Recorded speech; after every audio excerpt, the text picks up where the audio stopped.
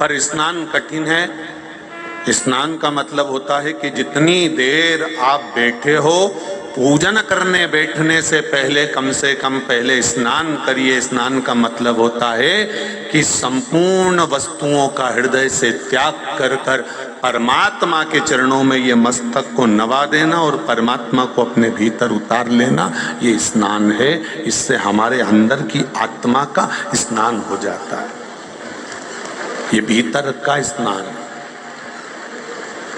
भगवान को आप लोगों ने हाथ उठाया कि हम भगवान नहलाते हैं। अपनी क्या सामर्थ्यता है कि अपन भगवान को नहला लें? वो तो क्षीर सागर में पहले से बैठा हुआ है, तुम्हारे नहलाने का इंतजार नहीं करता। हम जब भगवान को नहलाते हैं, भगवान को स्नान कराते हैं, उस समय पर हम भगवान को स्नान नहीं करा रहे होते हैं। भगवान को नहलाते समय, भगवान को स्नान कराते समय हम अपनी आत्मा को स्नान करा रहे होते हैं कि मैंने भगवान का मुंह धो दिया, मैंने भगवान का स्नान करा दिया, मैंने भगवान का कपड़ा पहना दिया, मैंने भगवान का श्रृंगार कर दिया। भगवान का श्रृंगार करते हैं तो ये आत्मा का श्रृंगार होता है। भगवान का स्नान कराते हैं तो ये आत्मा का स्नान होता है। भगवान को फूल चढ़ाते हैं तो आत्मा को फूल चढ़ाना होता है। हम अपना श्रृंगार कर रहे हैं, हम अपने चित्त का, अपने मन का, अपनी बुद्धि का, अपने हृदय का श्रृंगार कर रहे हैं।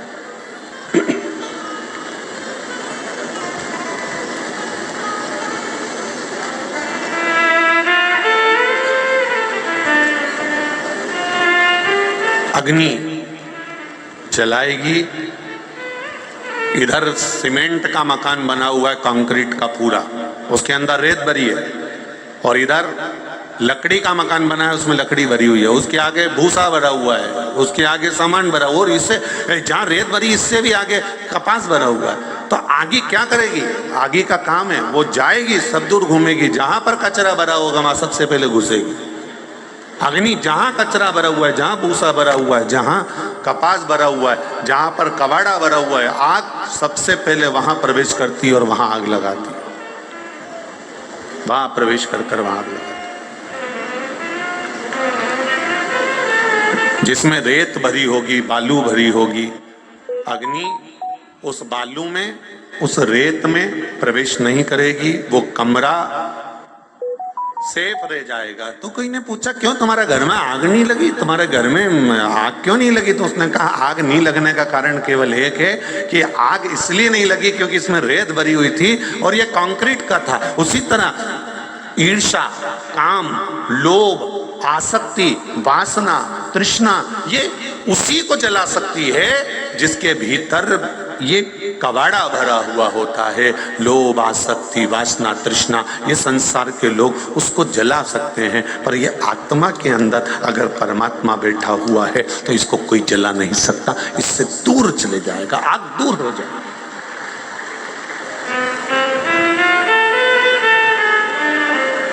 चार चीजों से स्मरण रहे, ये चार चीजों की रोकथाम जरूरी है। पहले नंबर पर आग है, दूसरे नंबर पर पाप है। पाप को भी रोकना बहुत जरूरी है। अगर बच्चे गलत काम कर रहे हैं, घर के लोग गलत काम कर रहे हैं, तो आपको रोकना पड़ेगा, बेटा नहीं, ऐसा नहीं करना, देखो दादा ऐसा काम नहीं होना चाहिए, देखो ये गलत हो रहा है, देखो इसको समझो ये गलत हो रहा है, आगे चलकर दिक्कत आ सकती है, तकलीफ आ सकती है। पाप को रोकने का कर्म हमारा है।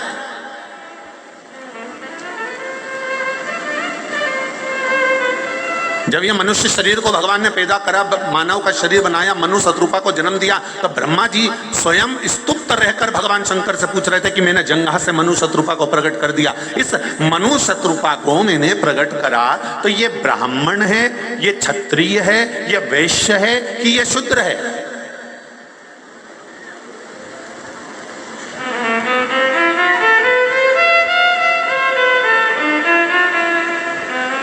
सृष्टि का निर्माण करा गया, पृथ्वी को बनाया गया, सृष्टि का निर्माण करा गया, तो पूछा कि ये मनु शत्रुपा मैंने बनाए, ये ब्राह्मण है, ये क्षत्रिय हैं, ये वैश्य हैं कि ये शूद्र हैं?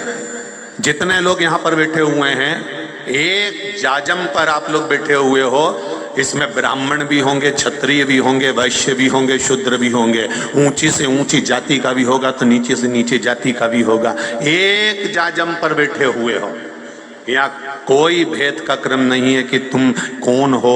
जब भगवान ने ब्रह्मा जी ने सृष्टि बनाई तो मनु शत्रुपा से पूछा कि ये ब्रह्मा जी ने भगवान शिव से पूछा, अब इनको क्या बोलूं? ये मनु शत्रुपा जो भगवान ने प्रथम पुरुष प्रथम स्त्री का जन्म दिया, उस समय पर नहीं लिखा कि ये ब्राह्मण है, कि ये क्षत्रिय, की वैश्य, की शूद्र है। वो तो संसार के लोगों ने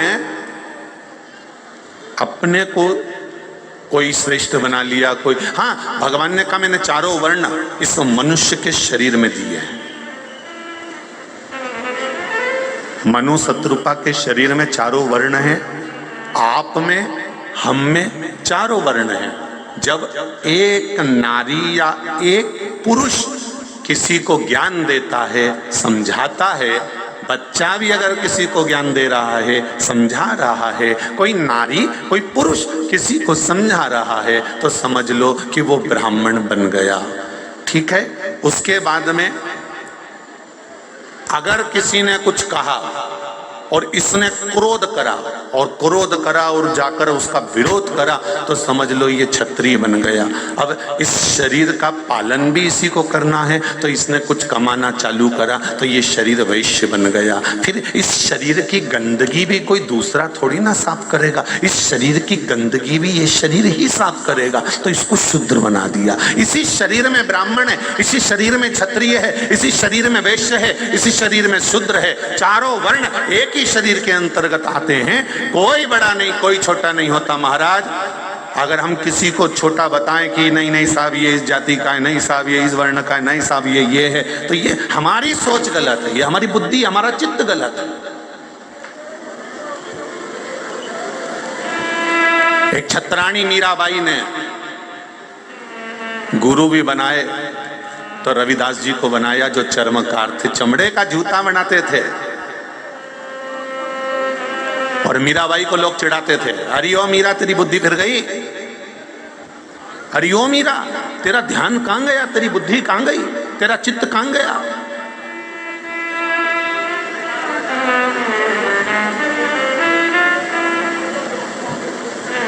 मीराबाई ने पूछा क्या हो गया? संसार में गुरुओं की कमी थी?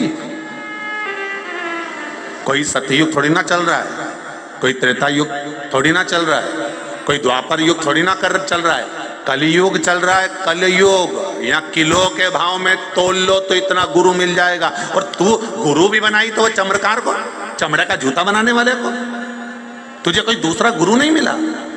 मीरा, और अगर तूने गुरु बनाया है मीरा, तो एक काम कर, तेरे गुरु जी का आश्रम तू गंगा जी के तट पर बना दे, गंगा जी के घाट पर गुरु रहे तो अच्छा है।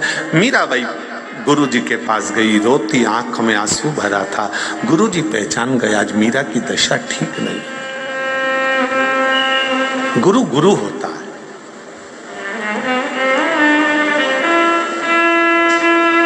संत रविदास जी जैसा कोई गुरु नहीं संसार का। रविदास जी ने मीराबाई की दशा देखकर पूछा क्या हो गया मीरा, तू रो रही है, तेरी आंख में अश्रु है मीरा, क्यों रो रही है? जिसका गुरु बलवान होता है, जिसका गुरु प्रबल होता है, जिसका गुरु प्रखर होता है, उसको रोना नहीं पड़ता मीरा, और तू रो रही है।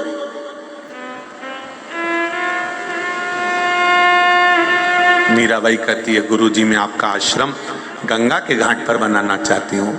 गुरुजी ने पूछा मैं और गंगा के घाट पर जाऊंगा? हाँ, मैं अगर गंगा के घाट पर जाऊंगा ना मीरा, तो फिर मेरा तुझे गुरु मंत्र देना बेकार हुआ।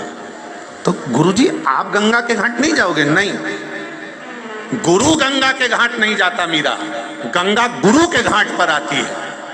मीरा ने कहा यह हो नहीं सकता। मीरा,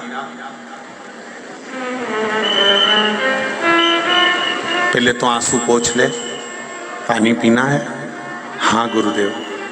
गुरुजी ने हाथ जोड़ा, जिस बर्तन में गुरुजी चमड़ा धो रहे थे, चमड़े को साफ कर रहे थे गुरुजी, उसी बर्तन का हाथ जोड़कर कहा जिसमें मैं चमड़ा धोता हूँ इस कठोते में, गंगा मैया कुछ कृपा कर दो, मीरा को प्यास लगी है।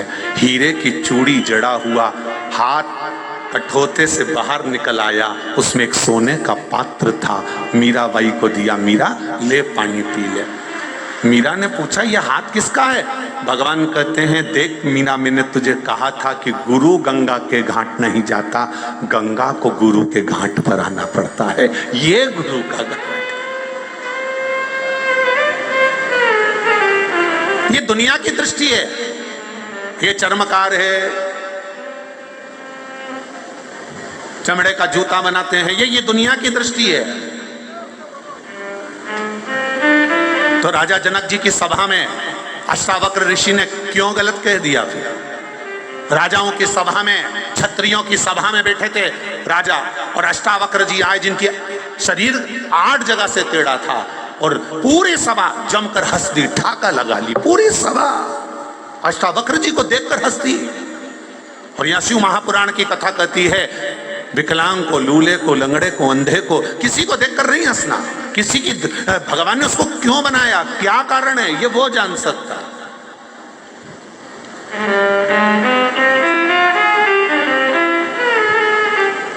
गरुड़ पुराण तो यहां तक कहती है साहब, किसी विकलांग को, किसी लूले को, किसी लंगड़े को, किसी अंधे को, किसी बहरे को, किसी ऐसे व्यक्ति को देखकर यदि हंसा जाए तो शिव महापुराण की कथा कहती है कि अगला जन्म हमारा वही की वही होता है जो इसको मिला हुआ है। और ना हो विश्वास तो ये महाभारत के चरित्र को देख लो कि एक सुंदर युवराज राजा मृगा करने के लिए गया और सामने उसको देखा उसने कि बहुत से बदक हैं, बड़ा सुंदर बदक है। तो राजा ने कहा इस बदक के बच्चों को पकड़ कर लाओ, और बदक के बच्चों को पकड़ने गए तो बदक ने आक्रमण कर दिया, बच्चों को पकड़ने नहीं दिया। युवराज ने कहा कि बदक पकड़ के नहीं लाए बच्चे, इन बदक के बच्चे क्यों नहीं पकड़े, इन बदक के बच्चों को पकड़ के लाओ। कहा साहब वो बड़ा बदक है ना, उसका पिता, उसकी माँ वो आक्रमण कर रही है, तो एक काम करो ना, पहले बड़े बदक को पकड़ो।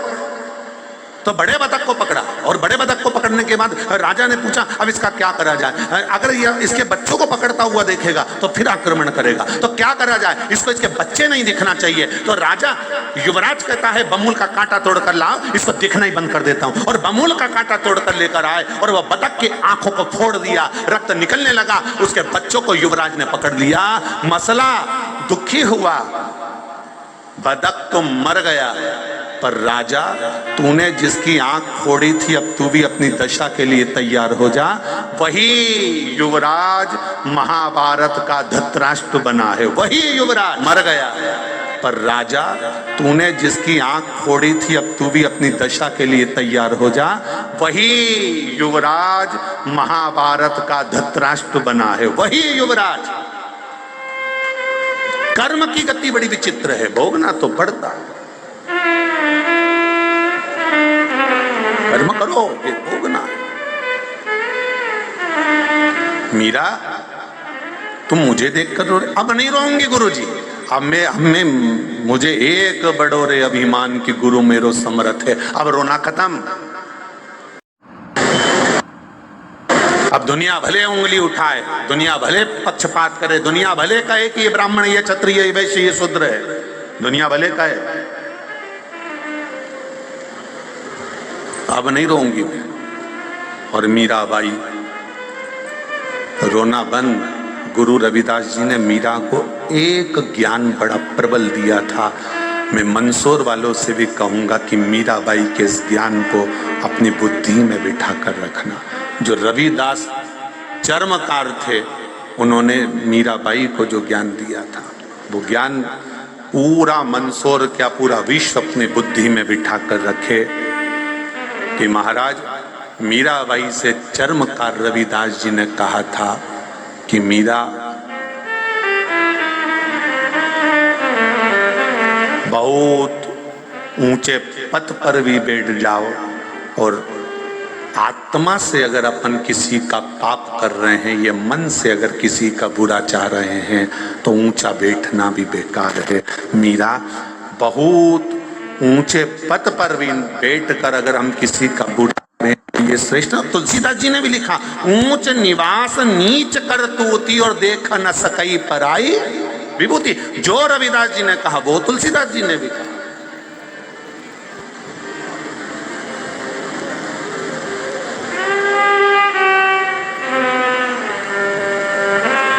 एक पत्र अरुण जी श्रीवास्तव मंदसौर से हैं, कहीं बैठे हो तो खड़े हो जाएं भले।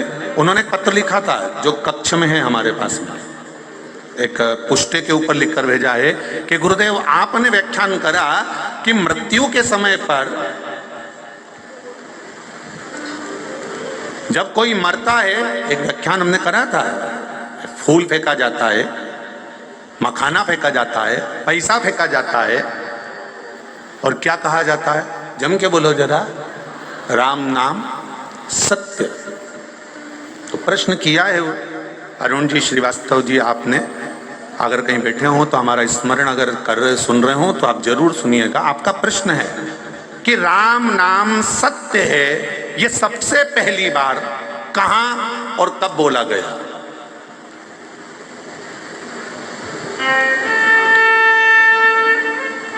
प्रश्न बहुत अच्छा है अरुण जी, आपको नमन करता हूं, मैं आपके प्रश्न को नमन करता हूं। बहुत सुंदर प्रश्न किया। ये सनातन धर्मियों को मालूम पड़ना चाहिए कि राम नाम सत्य पहली बार कब बोला गया था। ये सनातन धर्मियों को मालूम होना चाहिए कि राम नाम सत्य क्यों उच्चारा जाता है, राम नाम सत्य क्यों कहा जाता है। राम नाम सत्य का स्मरण पहली बार कब करा गया था?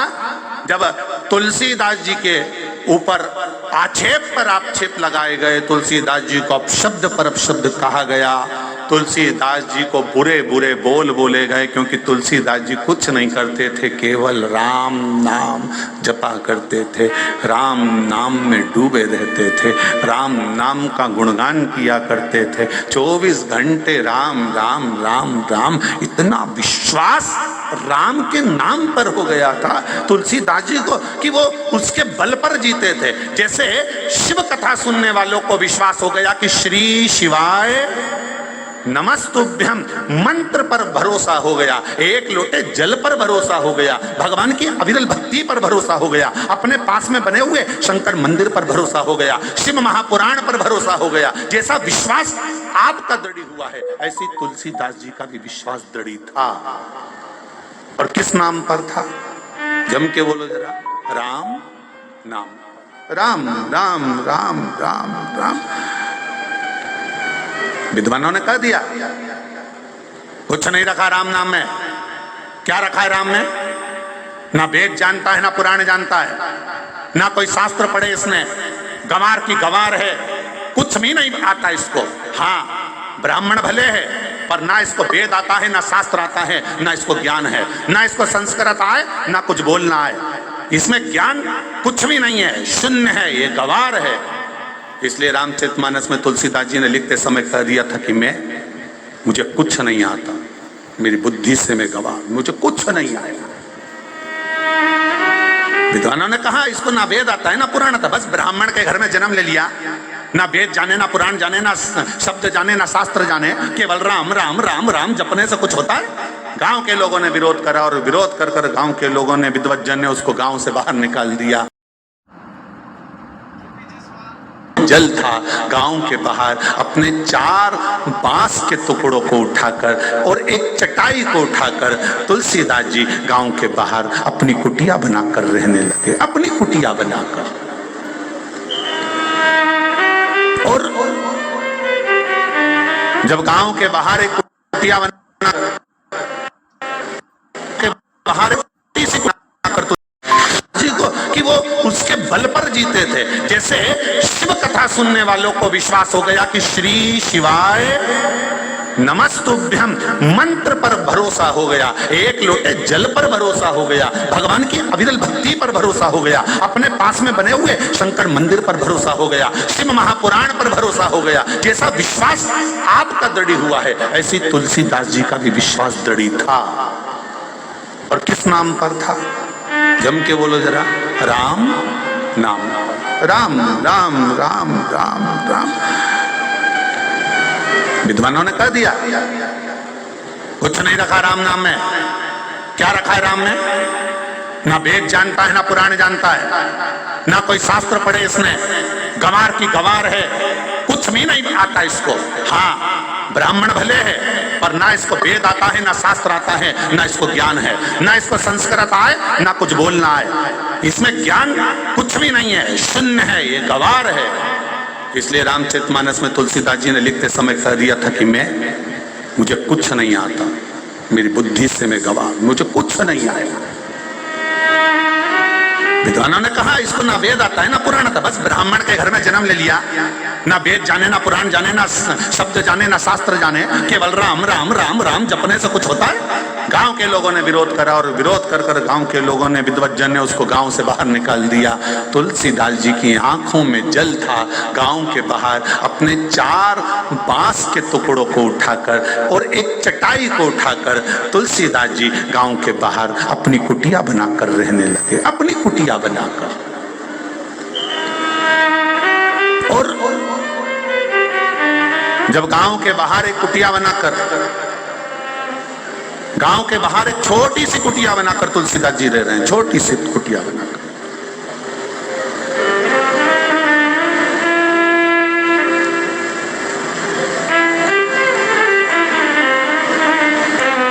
अब बैठे जप रहे राम राम राम राम राम राम राम कहते रहो जब तक घट में प्राण, कबहू तो दीन दयाल की भनक पड़े। विश्वास इसी को कहते हैं जी, भरोसा इसको कहते हैं बहन। तुलसीदास जी बैठे थे, सामने कोई नव युवक और नव यौवना दुल्हन दोनों आए और घर गए, और क्या देखा तुलसीदास जी ने, उनकी अभी शादी हुई थी और उसमें पति मर गया, पति मर गया, पति मरा। आप भी अपने परिवार वालों को जरूर सुनाना कि सबसे पहला राम नाम सत्य कब निकला था। पति मर गया, पत्नी रो पड़ी, विलख पड़ी, आरती की तैयारी हो गई, ले जाने लगे बांधकर। तुलसीदास जी गए थे नहाने के लिए। पहले सती प्रथा चलती थी। कौन सी प्रथा? सती प्रथा। पति अर्थी पर जाता था और उसकी धर्म पत्नी लुगड़ा पहनकर, चुंदड़ी पहनकर, हाथ मौली से बांधकर, हाथ जोड़कर पति की अर्थी के पीछे पीछे जाती थी।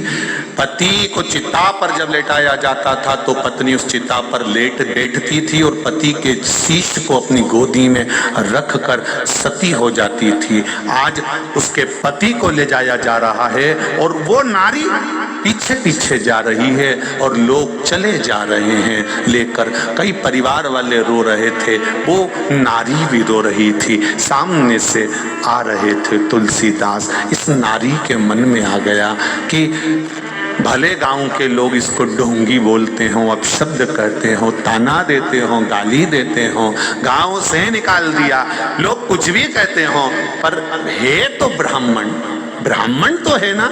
एक काम करती हूं, इस ब्राह्मण के चरणों को अपने प्राण त्यागने से पहले, जब मैं अपने पति के लिए सती हो रही हूं, तो ब्राह्मण को प्रणाम करने में क्या जाता है, इसको प्रणाम करना।